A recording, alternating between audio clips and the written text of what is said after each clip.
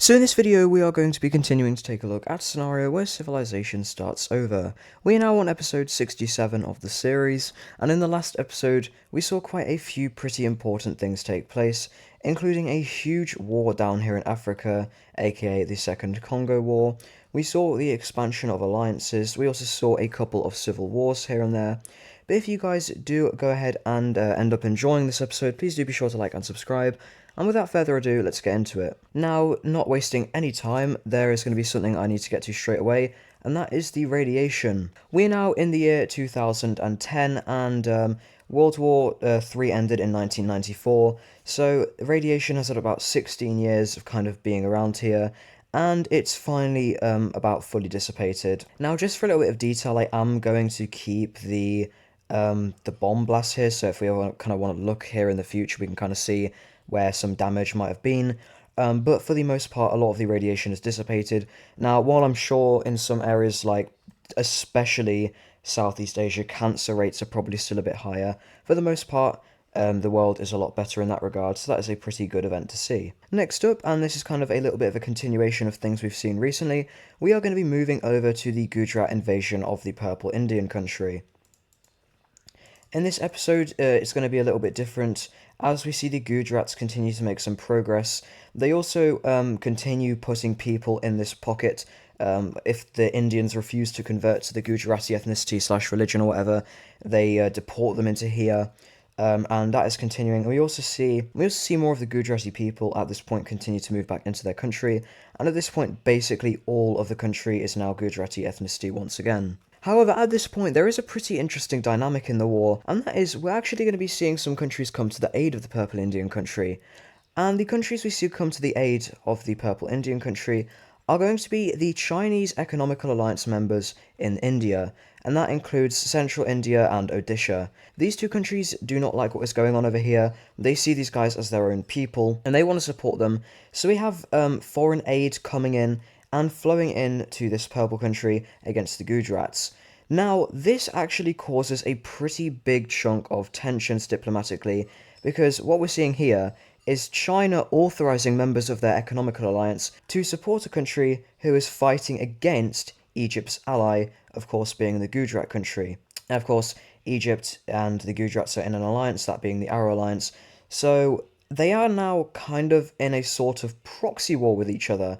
Not technically, because there aren't any Chinese troops here, and there aren't any Egyptian troops here, but it's still two sides combating each other, so this is a pretty large event we see. Now, for the most part, this doesn't have too much effect, mostly because the Gujrats are sending more and more troops here now, but we do have the Purple Team managing to see some slight pushbacks in the south, and they do begin to approach more towards their capital. However, the Gujrats have established a pretty notable garrisoning force there, so yeah, very unlikely that that city falls. Next up, we need to move over to Ukraine. We did just focus on this area in the last episode, and we're going to be focusing on it pretty much immediately.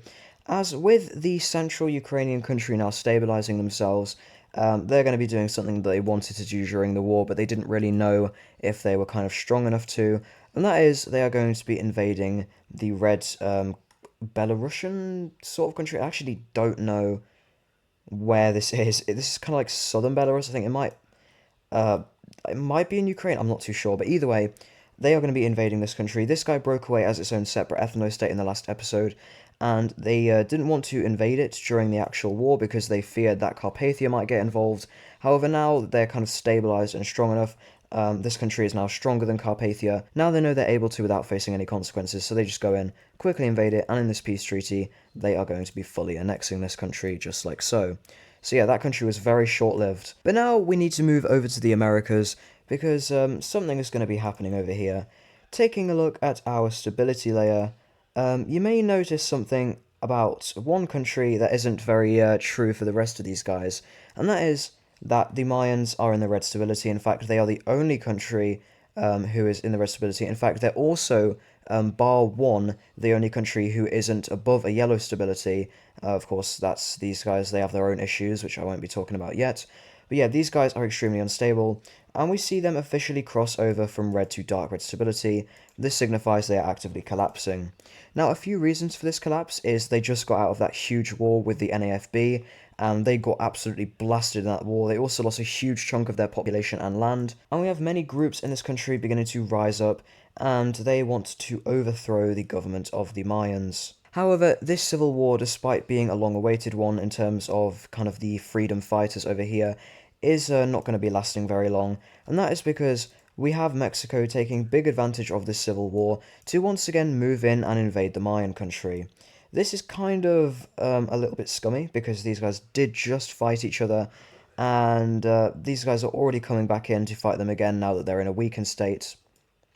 At first, they don't really focus on the rebel groups, they only focus on the kind of main central area. However, as soon as they manage to capture the capital and move into most of the red team's areas, the blue team takes over this Yucatan region, and the only red team areas left are this. But once this happens, they begin to invade into the rebellion. And these guys, compared to Mexico, who is being directly funded by the NAFB, they're also pretty strong. By this point, I would say they are the second strongest country in the NAFB. They've just overpassed Texas. But we have Mexico quickly moving in. They capture the rest of the Mayan land, and after that, they take over the Yucatan region. And we can go ahead and take a look at this peace treaty. And in said peace treaty, they will be fully annexing the Mayan country. Now, just one thing to note, this might have been a little too overambitious because moving over to our stability layer, this pretty immediately puts Mexico actually into the orange stability. So yeah, maybe you should have kind of slowed down there.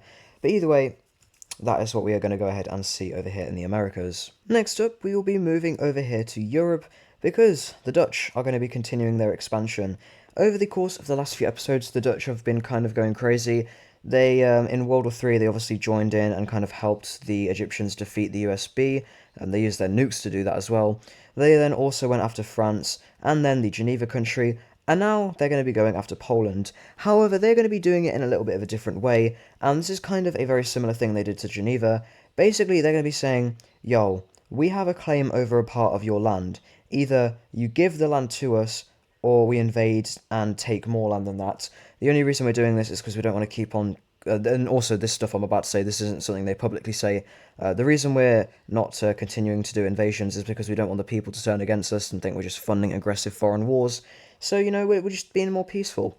And the land that they want to annex from Poland is these three provinces right over here, and very similar, and this might also be showing a pattern that you guys might be able to see, but this land is the same as this land over here, in which it is part of the Dutch's religion, and they are claiming that they want to unite the people, this is, our people, which it technically is, although I'm sure that these people would have become, like, sort of Polish ethnicity, religion doesn't exactly show ethnicity, but the Dutch see it that way, or maybe they don't, and they're just using it as an excuse to gain land, we don't know, but the Polish, under the threat of this deal, and under the threat of getting invaded, are going to be accepting this. And just like that, the Dutch further grow in size, and they now expand more eastward, so yeah, well done. But now we need to move back over to Egypt, because a few things they have been working on for the past few years, and I guess a couple episodes, are finally going to be coming into fruition, and this in some way is kind of responses to other things happening around the world,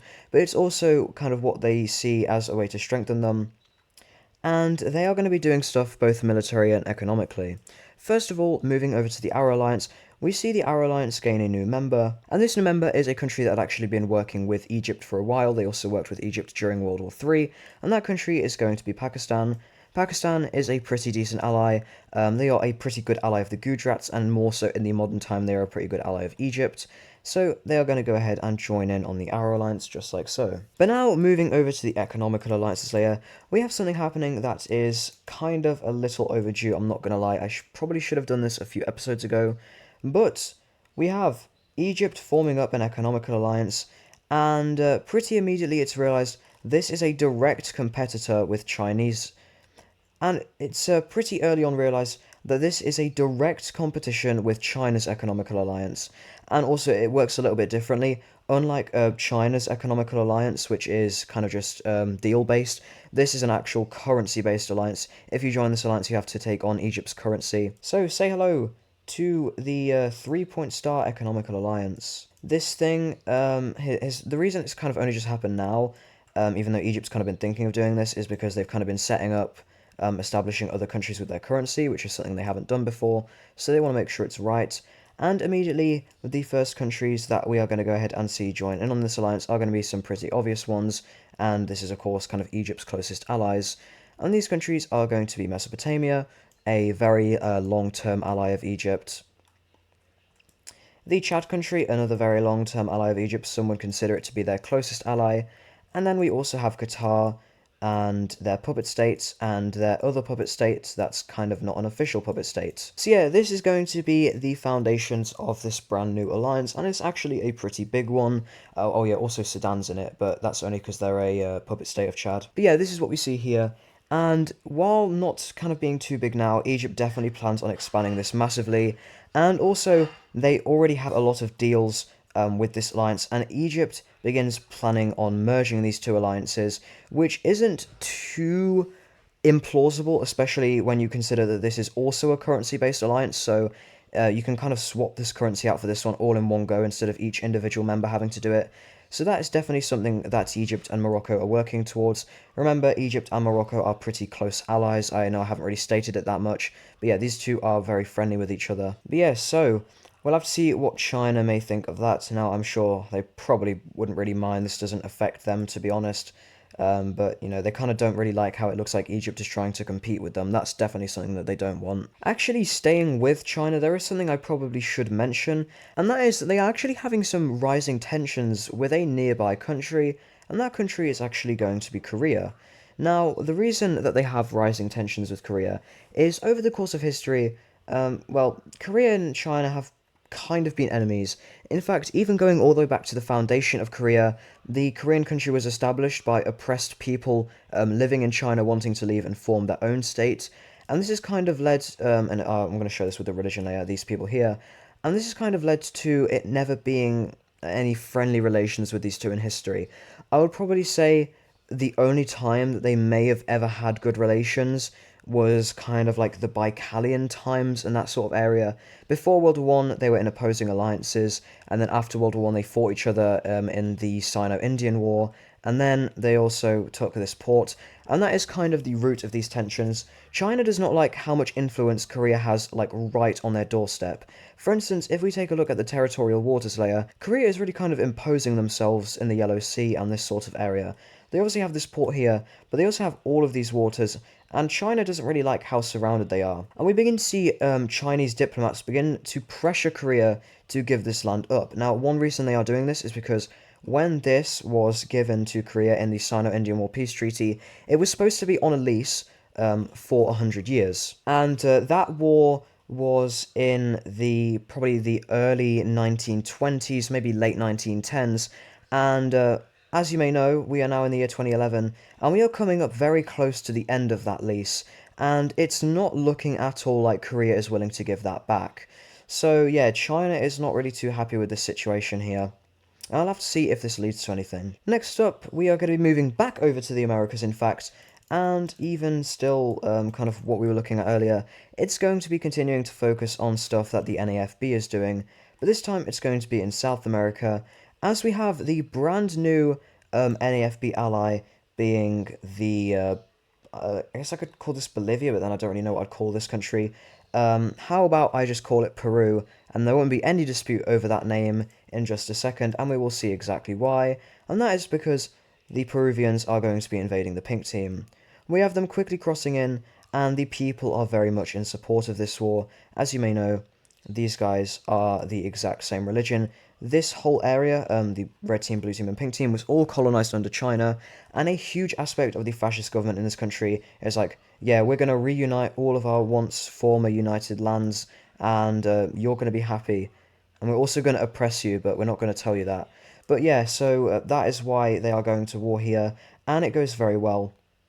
Now, even on its own, it would probably be able to defeat the pink team. It would probably be a long kind of stalemated in some aspects war, but with the NAFB support, it's not even close. These guys just get absolutely slammed. And we have the blue team just blasting this country around. We even have pro-blue team rebels breaking out in this Amazonian area. These guys had been funded recently, and eventually the whole pink team is going to be capitulating over to the dark blue team, and in this peace treaty, pretty simply, it's going to be full annexation, which seems to be a trending thing that the NFB likes doing, especially in the more modern times. But yeah, just like that, we have a united Peruvian country, and I can finally call this country Bolivia and this country Peru.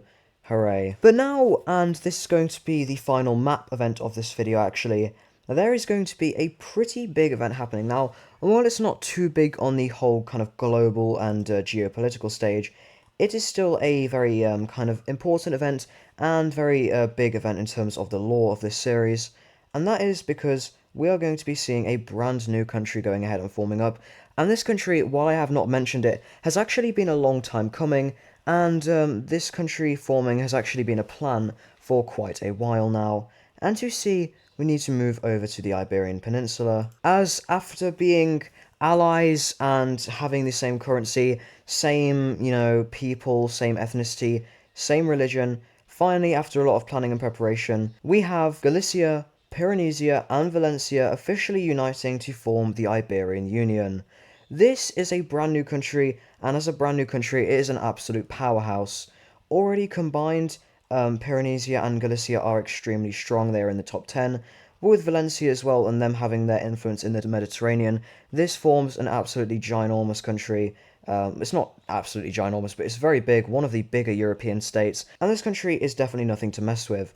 Of course, elsewhere, other than them just having their Iberian holdings, they also have huge amounts of kind of lands elsewhere. Of course, they have a huge portion of the Caribbean. In fact, they literally have everything in the Caribbean except for Cuba, and then these few islands over here that Cuba has.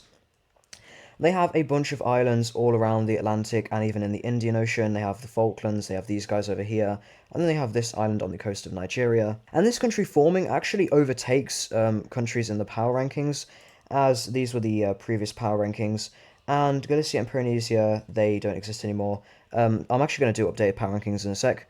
But with these two uniting, we have the Iberian Union overtaking Korea and Tokyo and taking its place at the number 6 spot. And finally, we are going to be moving on to the power rankings, and this is going to be the final event. The only reason I'm doing this is because it has switched around a little bit, and also 2 countries have been taken off of these power rankings.